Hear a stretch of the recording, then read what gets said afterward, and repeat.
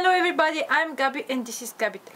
What is more better in this world than the smell of a new hardware and a new setup update? I have these two cool products from Logitech that a lot of you already know. That's the mouse G502 Lightspeed. Wait review about it very soon in my channel.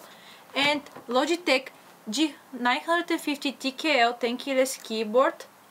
I have one problem though. The keyboard is white and the mouse is black. I need to find the white version of this mouse.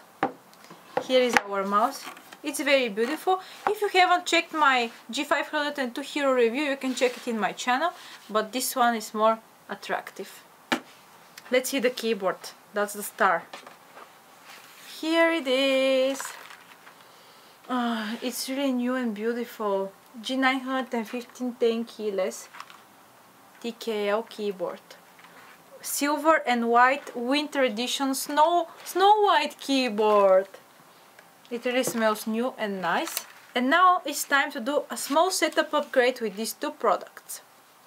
Yeah guys, you can find a link in the description from where to purchase them, and wait soon for my reviews for both of them. Subscribe to my channel and follow me on social media now.